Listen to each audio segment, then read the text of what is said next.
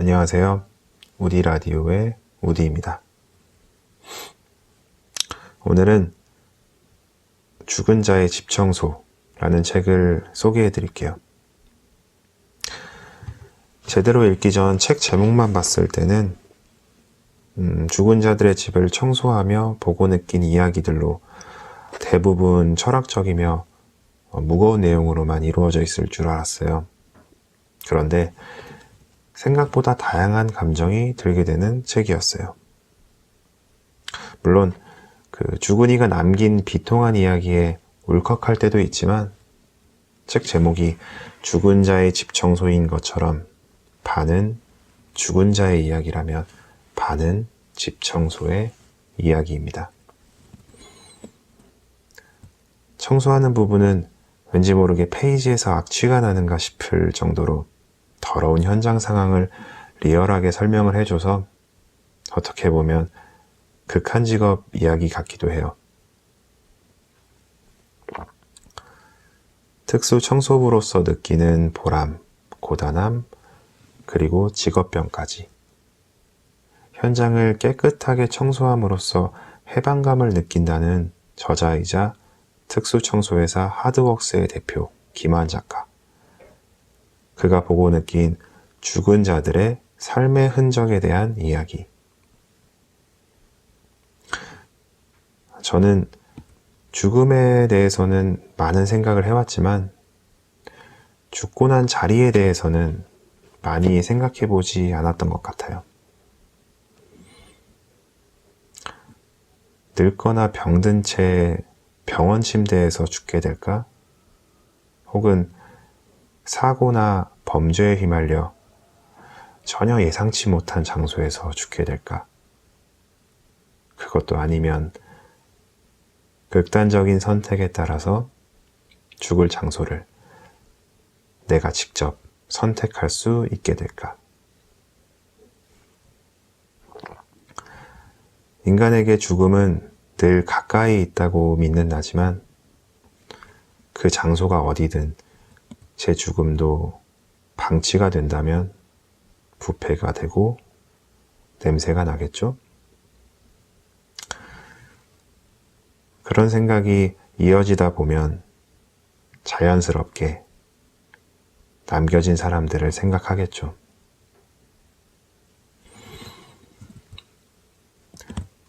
총 24개의 에피소드로 이루어진 이 책은 대부분 저자가 겪은 이야기를 풀어내는 형식으로 이루어져 있으나 하나의 에피소드만 편지 형식으로 되어 있습니다. 죽은 자에 대해 알지는 못하지만 남겨진 사람들의 마음은 알겠다고, 당신을 사랑했었다고 알려주고 싶은 마음에 저자가 올리는 글월, 사랑하는 영민 씨에게를 읽어드리겠습니다. 편하게 들어주세요.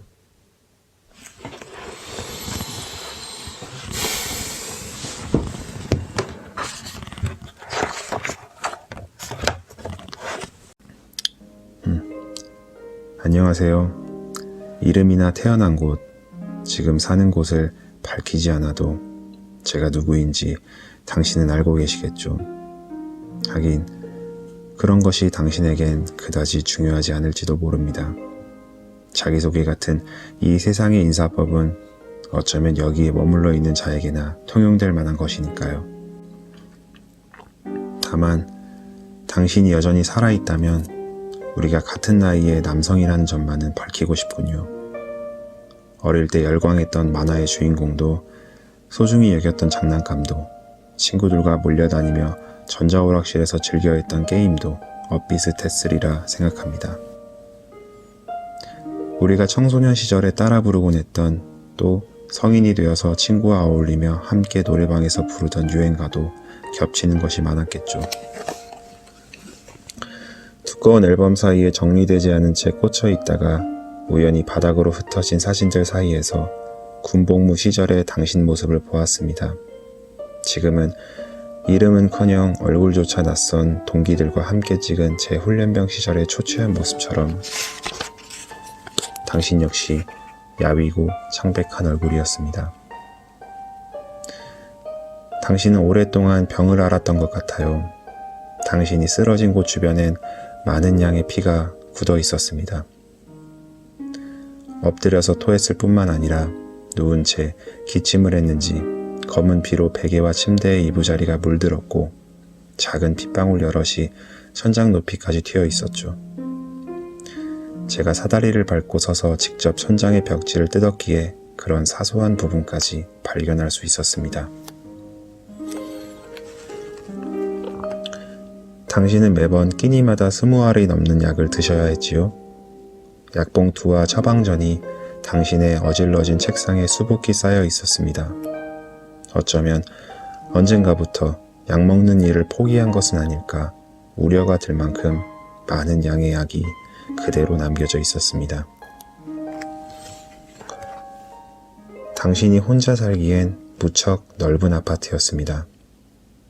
당신이 쓰러진 채 발견된 작은 방을 제외한 나머지 방은 살림살이가 어지럽게 쌓인 채 먼지가 잔뜩 앉아 있었죠.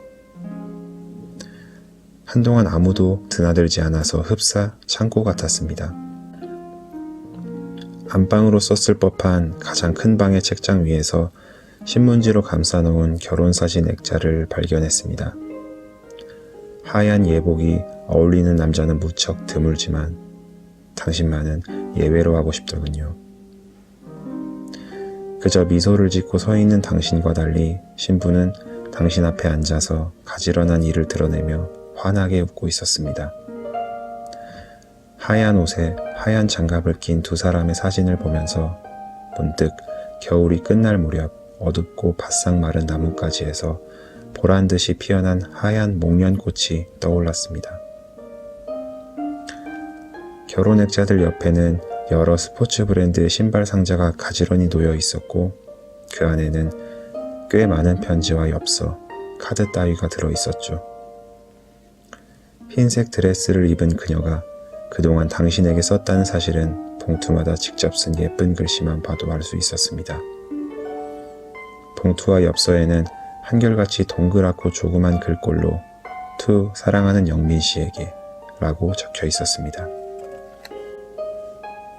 제가 이 모든 것을 유품으로 보존할지 물었을 때 당신의 동생은 한순간도 머뭇거리지 않고 사진과 편지는 남김없이 버려달라고 했습니다. 그때 비로소 당신과 그녀가 진작 헤어졌다고 짐작했습니다. 당신이 살아있는 동안 소중하게 간직해온 여러 사연은 읽고 거대한 봉투에 담겨서 몇 주 동안 여러 폐기물 처리 시설을 전전하다가 마침내 한 줌도 못 미치는 보잘것없는 회색 재가 될 것입니다. 바람이라도 불면 그마저도 오간데 없이 흩어져 결국 아무런 흔적도 남지 않겠죠. 그런 생각이 들면 때때로 우울하고 무기력해집니다. 제가 심란한 이유는 어쩌면 이미 거기에 없는 무언가를 여전히 보기 때문인지도 모릅니다. 오늘은 오후 내내 당신의 동생에 대해서 생각했습니다.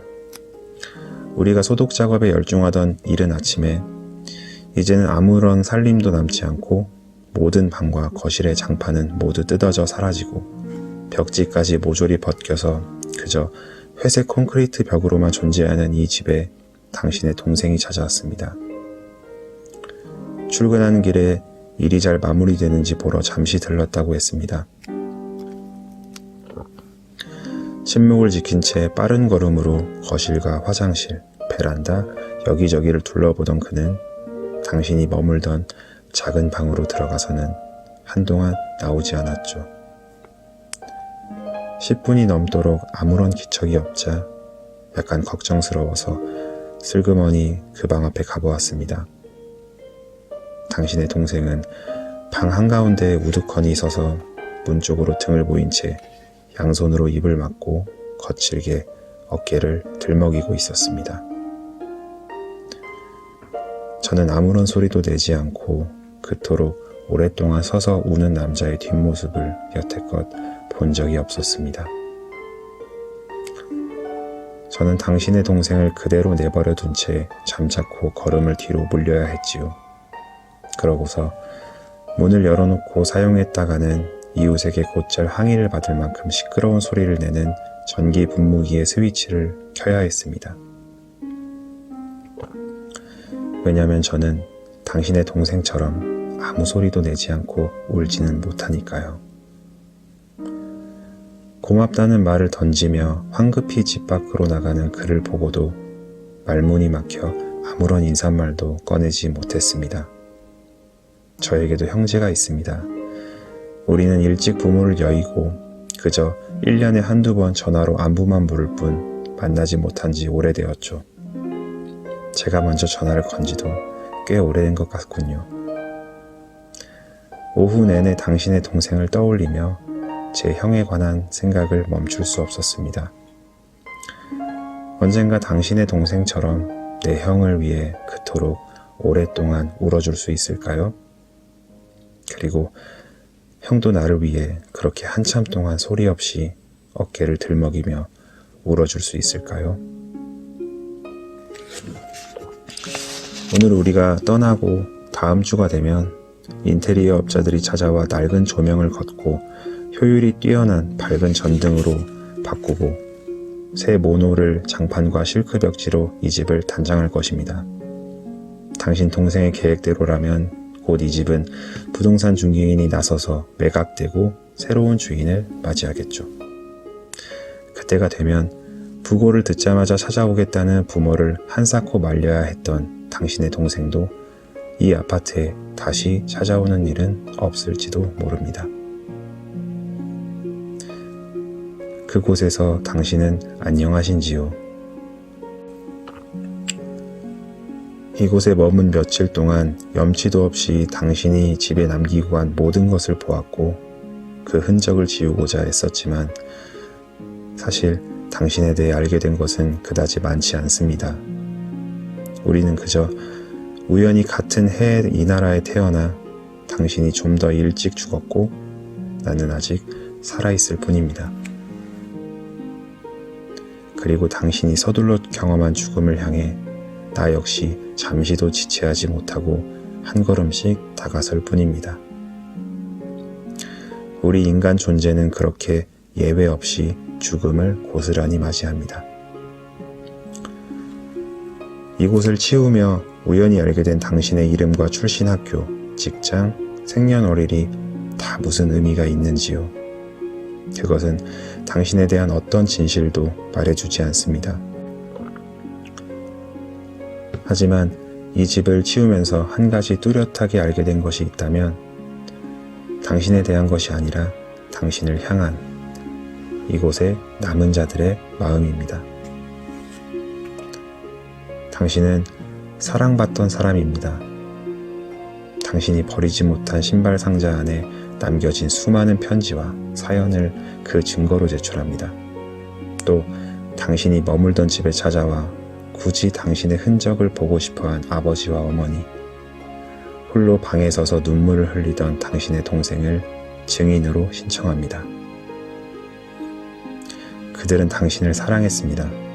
그것은 아마도 아직 당신이 살아있을 때 병에 걸려 고통받으면서도 누군가를 사랑하는 것만은 절대 잊지 않았던 사람이었기 때문인지도 모릅니다. 당신이 남긴 모든 것은 결국 사라지고 지워질 테지만 당신이 남긴 사랑의 유산만은 누구도 독점하지 못하고 또 다른 당신에게, 또 다른 당신의 당신에게 끝없이 전해질 것이라고 믿습니다. 그들은 여전히 당신을 사랑합니다. 부디 이 사실 하나만은 당신에게 전달되길 바라며 모자라고 부끄러운 글월을 붙입니다.